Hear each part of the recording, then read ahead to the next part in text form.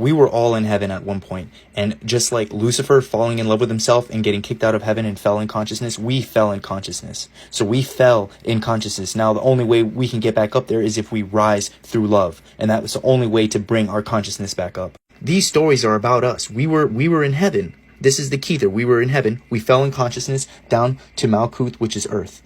But how do we rise in consciousness? Matthew 10:16, we need to be innocent as doves, but wise as serpents. That's because the snake goes up to be an eagle.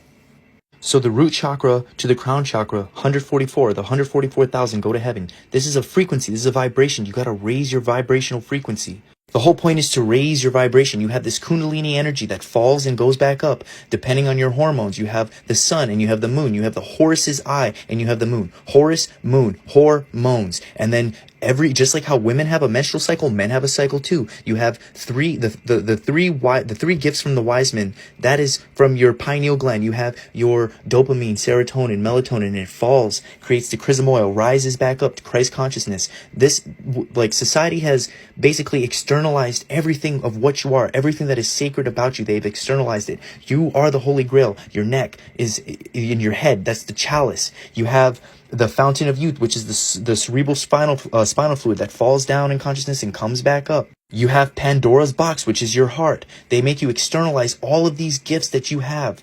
So the whole point is to raise your vibration out of the carnal mind into your third heaven, the 3 levels of heaven. That's why in Mormonism you hear the 3 levels of heaven. You hear celestial, terrestrial, telestial.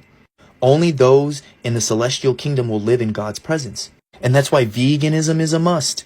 You can't be eating these low vibrational foods that make you more instinctual. You need to raise out of the carnal mind into your third heaven, into your third eye, into your fourth dimensional being, your light being. Jacob's ladder, and at the top was heaven. Like, I was watching a video on Kevin Gates and he was talking about how he did a 40-day water fast and he astral traveled to the celestial court. We are literally just CO2 constituents. We're just light and vibrations.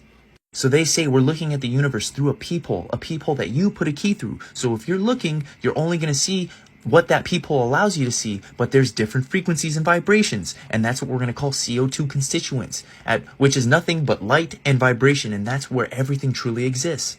So low frequency light becomes matter and high frequency matter becomes light. So you need to raise your vibration through love, good eating the right foods. Raise your frequency, you become illuminated, and then you go from matter to becoming an angel.